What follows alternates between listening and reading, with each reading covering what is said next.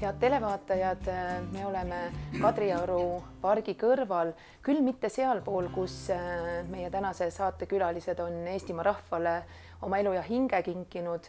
Me oleme teisel pool, me oleme härra Arnold Rüütli töökohas ja vestleme täna nende mõtetest, nende suveplaanidest ja vaatame, kuhu meid see vestlus täna veel viib. Ütleme tere, president Arnold Rüütel ja Ingrid Rüütel.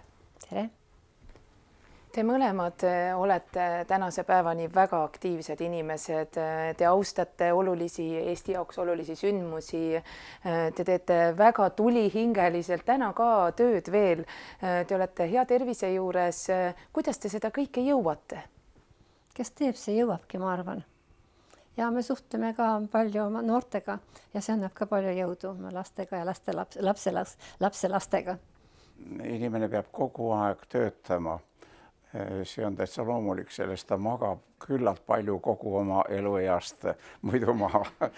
Nii et tööd tuleb teha ja sellisel puhul, kui töötada aktiivselt, sellisel puhul iga puhkehetk, mis on võimalik, see on mitmekordselt hea tundega kaasatud, eks ole.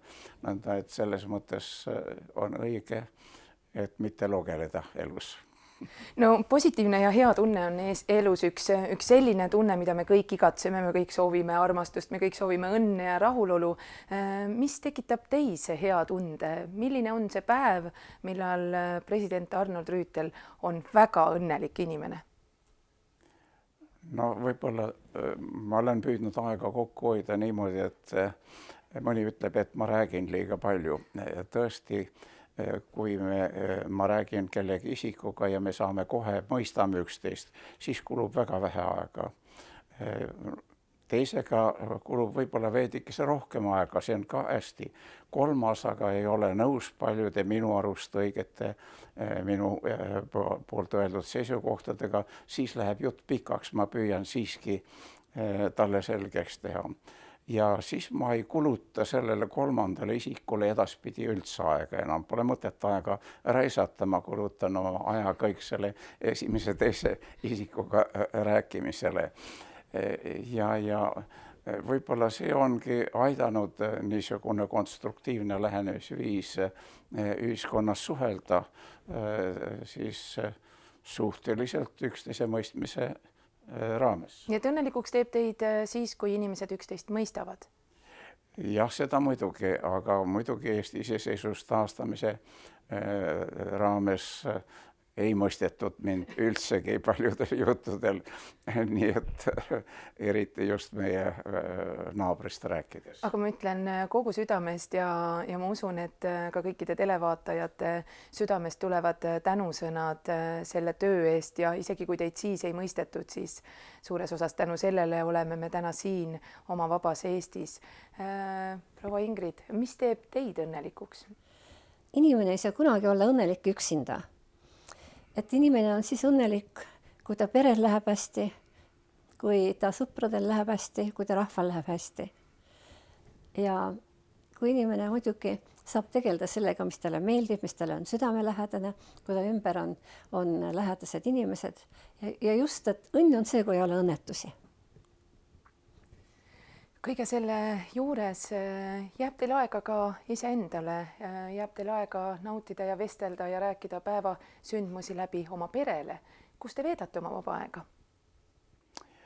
Noh, meil on kodu ja läbi kõigi aegade oleme abikaasaga olnud 59 aastat juba selles ühises kodus ja see on aeg, kus lihtsalt kas või istume, ei räägigi midagi, aga istume koos ühes toas ja loeme igaüks oma materjali mingisugust. Ja see tunne, üksteise toetav tunne on palju aidanud ja tore pere. Meil on lapsed, lapselapsed ja lapselapsed. Ja abikaasal kulub väga palju aega just lapsega tegelemiseks. Ja ühega me elame koos, jah. Ja muidugi ka mina suhtlen temaga või nendega päris aktiivselt ja algul me vestlesime põhiliselt kehakeeles ja saime täiesti üksteisest aru. Nüüd me oleme hakanud kasutama juba eesti keelt mingil määral. Ja ma arvan, et me mõistame täiesti üksteist kohe kahekesi ja ma arvan, et see annab väga palju jõudu juurde. Kui palju te vaatate uudiseid ja kui palju te Tallinna Televisiooni uudiseid vaatate? Vaatame. Ma sugugi ei ole nõus selle kriitikaga, et Tallinna Televisioon on halb ja seda pole vaja. Seal on väga palju sisukaid saateid ja seal antakse ka sõna sellistele inimestele, kellele kas või riigitelevisioonis peaaegu sõna ei anta või antakse vähe.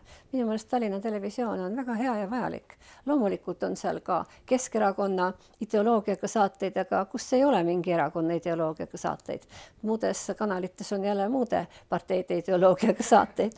See on jah, loomulik.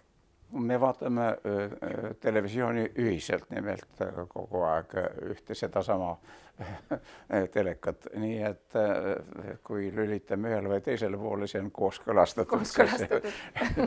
Ja rääkides Tallinna Televisioonist, siis seal on väga palju häid saateid ja väga õigeid mõtteid öeldakse välja ja inimesed mõtlevad, ma arvan, Eesti probleemide üle tõsiselt, nii et see on väga meeldiv olnud. Aga üldiselt me väga palju ju televiisorit ei vaata. Põhiliselt vaatamegi uudiseid ja vahel võib-olla filmi mina vaatan. Nüüd tuleb sealt otse laivis muusikasaateid, pole vaja kontserdile minnagi. Erinevat muusikat on täitsa võimalik televisioonist vaadata õhtul ja just õhtuti vaatamegi ikka. Aga siiski igapäevase üldise informatsiooni vaatame, tähendab ETV-st ja muidugi ka Tallinna Televisioonist ja ka teistelt kanalitelt muidugi. No tegemist on Tallinna Televisiooni täiesti uue saatega, mille nimi on Suvestuudio. Suvestuudiole omaselt on veidi meelelahutust. Räägime meie aja kangelastega, kelleks teie oletegi selle rubriigi esimesed. Mida öelda suvel inimestele? Mida soovida Eestimaa inimestele eesootaval suvel? Ma arvan, et võime soovida või mina võin soovida, et tähelepanelikult selliseid analüüsivaid just saateid vaadata, kus arutatakse Eestimaa probleeme ja mõtestatakse need probleemid ja eelkõige sellest rääkides, et me ühiskond oleks jätkusuutlik. Räägime perekonnast, miks inimesed on Eestist lahkunud, miks nad ei tule ikkagi oluliselt tagasi Eestisse, looksin siit oma kodu, mis võiks Eesti teha selleks, et noortele perekondadele luua oma kodu, mis kinnistaks neid.